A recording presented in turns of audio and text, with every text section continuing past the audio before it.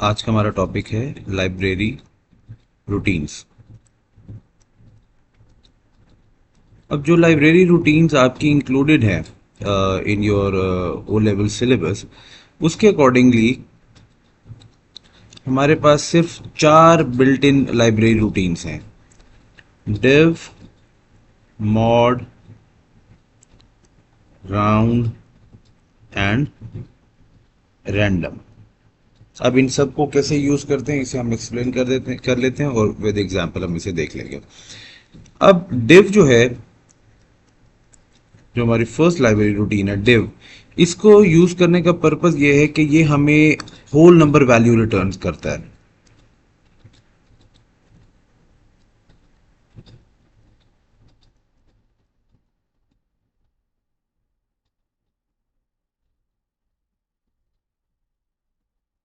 Of division. अब कैसे? For example इसको लिखने के दो तरीके, या तो आप लिख सकते हैं div और ब्रैकेट में 10,3, या फिर आप इसे लिख सकते हैं 10 div 3। अब इसका क्या मतलब है? इसका मतलब यह है कि 10 को डिवाइडेड बाय अगर हम 3 करें तो 3 3 9। तो रिमाइंडर क्या आया? वो div के फंक्शन का कंसर्न नहीं है। div के फंक्शन ने देखना कि वो वैल्यू कंप्लीटली किस नंबर पे डिवाइड हो रही है। तो this will return 3 as an answer, कि हमने 10 को जब डिवाइड बाय 3 किया तो कौन सी वैल्यू थी जिस पे 10 कंप्लीटली डिवाइड हो गया। तो ये होल नंबर वैल्यू रिटर्न करता है ऑफ अ डिवीजन। ठीक है।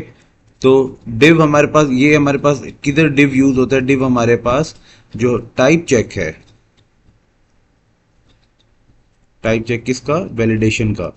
उसमें हमारे पास div यूज होता है।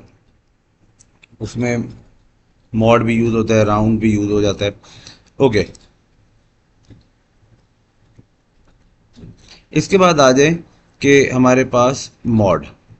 अब मॉड का जो फंक्शन है बेटा, मॉड भी डिवीजन ही करता है, बट वो डिवीजन का रिमाइंडर रिटर्न करता है। Returns the remainder of a division.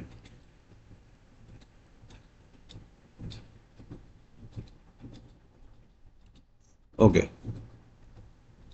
अब फॉर एग्जांपल इसको लिखने के भी वैसे दो तरीके हो गए: मॉड ब्रैकेट में 10,3, या फिर आप इसे लिख सकते हैं 10 mod 3। दोनों मेथड से आप यूज कर सकते हैं।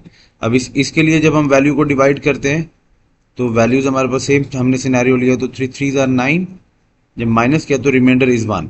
तो ये वैल्यू हमें किसने रिटर्न की? मॉड ने। और ये वैल्यू हमें कौन रिटर्न करता? div। तो div का फंक्शन यूज करते तो वो हमें आंसर देता 3। मॉड का फंक्शन हमने यूज किया तो वो हमें आंसर दे रहा है 1।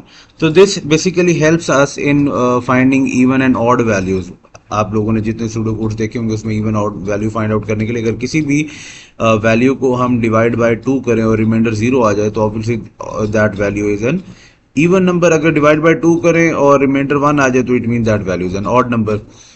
अब ये भी हमारे पास सेम टाइप चेक के लिए यूज होता है हमारे पास, जिसमें हमने मेक श्योर करना हो कि जो हमारे वैल्यू है वो इंटीजर है या रियल है। इसके बाद थर्ड हमारे पास जो लाइब्रेरी रूटीन है वो हो गया राउंड। अब राउंड का काम है to round off a value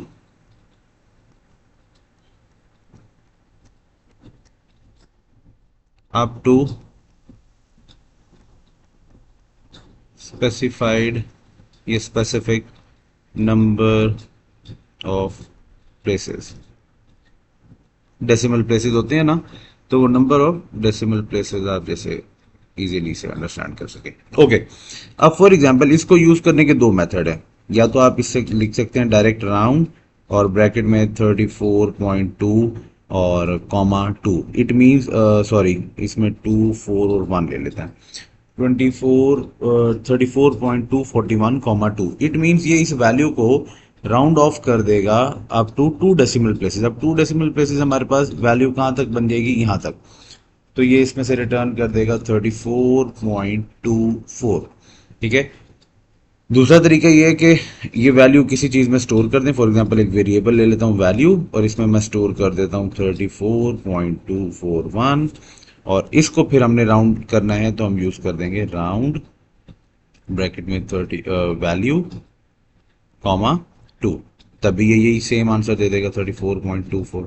अब ये मोस्टली आपके पास ना 15 मार्क के क्वेश्चन में ये लाइब्रेरी रूटीन्स यूज होती हैं, जिसमें वो कहता है कि आपने वैल्यू को कैलकुलेट करना है और आउटपुट करना है अप टू 2 डेसिमल प्लेस, और या फिर कोई वैल्यू को आपने कैलकुलेट करना है और वो होल नंबर होना चाहिए। तो अगर मैं यही वैल्यू को कॉमा जीरो लिख दूं तो वो इंश्योर करेगा कि जो भी वैल्यू इनपुट हुई है वो एक होल नंबर है। तो अगर मैं यहाँ लिख दूं round of value comma zero, तो ये क्या रिटर्न कर देगा, ये 34 रिटर्न करेगा। तो 34 will be a whole number value. तो सेम फंक्शन राउंड के फंक्शन को भी हम यूज कर सकते हैं टू मेक श्योर कि यूजर जो वैल्यू इनपुट करे वो एक होल नंबर वैल्यू हो। अब ये डिपेंड्स ऑन द सिनेरियो कि हमें किस तरीके का क्वेश्चन मिल रहा है। Then the last one is random. अच्छा बेटा, रैंडम जो है इसको यूज करने के दो तरीके हैं। एक तो ये है कि अगर हम लिख देते हैं रैंडम और ब्रैकेट में एम्प्टी छोड़ देते हैं, और मैं फॉर एग्जांपल इसे स्टोर कर देता हूं वैल्यू में, तो ये फंक्शन क्या करेगा, it will generate a value from 0 to 1। ये कौन सी वैल्यू जनरेट करता है, ये रियल वैल्यू जनरेट करता है, यानी कि डेसिमल वैल्यू को जनरेट करेगा, वो होल नंबर वैल्यू नहीं होगी। तो 0 से लेके 1 तक में 0.5, 0.2, 0.7, 0.65 कोई भी वैल्यू ये जनरेट कर सकता है रैंडम का फंक्शन।